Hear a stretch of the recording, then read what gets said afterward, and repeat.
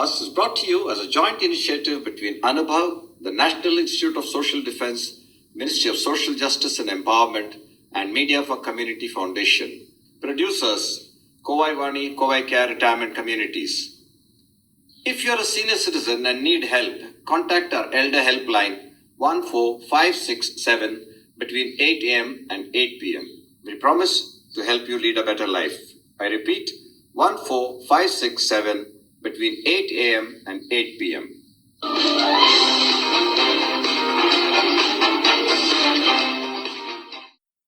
நேயர்கள் அனைவருக்கும் கோவை வாணியிலிருந்து ஸ்ரீதரனின் வணக்கங்கள்.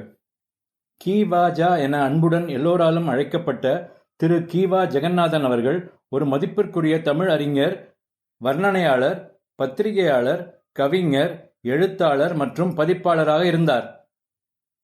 திரு கீவாஜாவின் சில சிலேடையை நான் இன்று படிக்க இருக்கிறேன். கேட்டு மகிழுங்கள். ஒருமுறை கீவாஜா ஒரு ஊருக்கு பேச்சாளராக சென்றார்.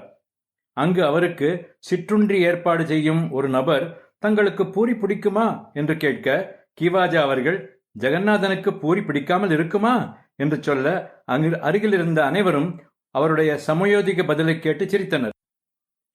அடுத்து கீவாஜா அவர்கள் உதிர்த்த ஒரு முத்து. ஒரு கல்யாண வீட்டில் சாப்பிட்டு விட்டு கை கழுவ வந்தார் கீவாஜா. ஒரு செம்பில் தண்ணீர் எடுத்து அவர் கை கழுவ தந்தார் ஒரு அன்பர். சாதாரணமாக நீரில்தான் குவளை இருக்கும், இங்கே குவளையில் நீர் இருக்கிறதே என்றார் பாருங்கள். மற்றொரு முறை கீவாஜா அவர்கள் ஒரு கூட்டத்தில் இம்மை மறுமை என்ற தலைப்பில் பேச அழைக்கப்பட்டிருந்தார். அவர் உரையாற்ற ஆரம்பித்ததும் மைக் கோளாறாகி விட்டது. அதை அகற்றிவிட்டு வேறு மைக் வைத்தார்கள். அதுவும் கொஞ்ச நேரத்தில் சரியாக செயல்படவில்லை. கீவாஜா உடனே இம்மைக்கும் சரியில்லை, அம்மைக்கும் சரியில்லை என்றார். கேளுங்கள், இம்மைக்கும் சரியில்லை, அம்மைக்கும் சரியில்லை என்ற மாதிரி சில இடையில் சொல்ல அனைவரும் சிரித்தனர். ஒரு குழந்தைக்கு அதன் அம்மா உப்புமா ஊற்றிக்கொண்டிருந்தார். எதனாலோ அந்த பழைய உப்புமா குழந்தைக்கு பிடிக்கவில்லை. அருகில் இருந்தார் கீவாஜா. உப்புமாவை தின்ன முடியலையோ? உப்புமா ஏன் தொண்டையை குத்துகிறதா என்று குழந்தையை கோபித்துக் கொண்டார் அந்த பெண்மணி. கீவாஜா உடனே அந்த பழைய உப்புமாவை வாங்கி வாயில் போட்டுக்கொண்டு பார்த்தார். பிறகு, ஆமாம், இது உப்புமா தொண்டையை குத்தத்தான் செய்யும் என்றார். ஏன் என்று கேட்டார் அந்த அம்மா. ஊசி இருக்கிறது என்று சொல்லி சிரித்தார் கீவாஜா. கீவாஜா இன்னொரு முறை தொடர்ச்சியாக விழாக்களில் கலந்து கொண்டதால் இருமல் மற்றும் தொண்டை புண்ணால் அவதிப்பட்டார். அதற்காக விழா குழுவினர் அவருக்கு காஃப் சிரப் ஒன்றை கொடுத்து சாப்பிடச் சொன்னார்கள். கீவாஜா அவர்கள், இதைத்தானா கற்றோர்க்கு சென்ற இடமெல்லாம் சிறப்பு என்கிறார்கள் என்று கேட்டார். பல்லாண்டுகளுக்கு முன் சென்னை வீனஸ் காலனியில் நடந்த வாரியாரின் புராணச் சொற்பொழிவின் இடையே ஒரு நாள் வாரியார் எழுதிய நூல் ஒன்றை வானதி பதிப்பகத்தினர் வெளியிட்டனர். பாராட்டுரை சொல்ல வந்த கீவாஜா அவர்கள் பதிப்பாளர் வாரியார் சுவாமிகளுக்கு பொன்னாடையை போர்த்தியதும் சிலேடையாக, நூல் தந்த வாரியாருக்கு பதிப்பாளர் ஆடை தருகிறார் என்றார். அரங்கத்தில் கைத்தட்டல் எழுந்தது. அடுத்து இறைவணக்கம் பாடிய சிறுமிக்கு கீவாஜா ஒரு பேனா பரிசளித்தார். இதை கண்ட வாரியார் உடனே தன் பங்குக்கு நாவால் பாடிய சிறுமியை கீவாஜா பேனாவால் கௌரவிக்கிறார் என்றதும் மறுபடியும் கைத்தட்டல் வானை பிளந்தது. ஒரு கடை முதலாளியின் வீட்டில் விருந்து. கீவாஜாவும் அதில் கலந்து கொண்டார். அனைவரும் உணவு உண்ண அமர்ந்திருக்க கடையில் வேலை செய்யும் ஒரு பையன் மட்டும் இல்லாதது கண்டு கீவாஜா அது பற்றி விசாரித்தார். அவன் கடையை பூட்டி விட்டு வந்து அடுத்த பந்தியில் கலந்து கொள்வான் என்றார் முதலாளி. ஓஹோ, கடை சிப்பந்திக்கு கடைசி பந்தியோ என்று கேட்டார் கீவாஜா. ஒரு நண்பர் வீட்டுக்கு கீவாஜா போயிருந்த போது நண்பரின் மனைவி விளாம்பழத்தில் வெல்லம் போட்டு பிசைந்து அன்போடு கொண்டு வந்து உபசரித்தார். அதை வாங்கி உண்ட கீவாஜா, மாதுளங்கனி அருமை என்று பாராட்டினார். மாதுளங்கனியா?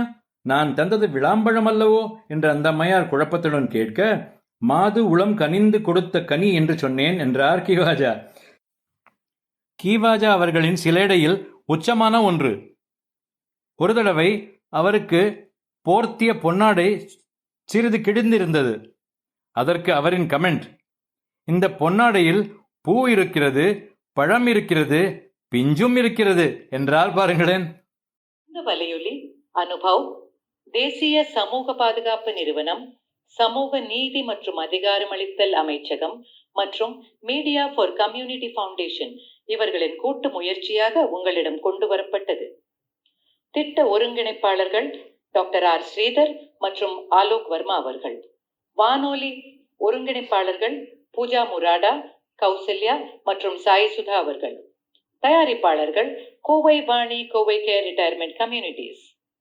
நீங்கள் ஒரு மூத்த குடிமகனாக இருந்து உதவி தேவைப்பட்டால் எங்கள் எல்டர்லைன் ஹெல்ப் லைனை தொலைபேசி எண் 145667 இல் தொடர்பு கொள்ளவும். காலை 8 மணி முதல் இரவு 8 மணி வரை. ஒரு சிறந்த வாழ்க்கையை வாழ உங்களுக்கு உதவி செய்ய நாங்கள் உறுதி அளிக்கிறோம். மறுபடியும் கேளுங்கள். தொலைபேசி எண் 145667 காலை 8 மணி முதல் இரவு 8 மணி வரை. That's all for today, folks. Be safe. Fight COVID with 2 vaccinations. Wear a mask when you go out. Keep safe distance. Observe proper hygiene. We must win. We will win. Thank you.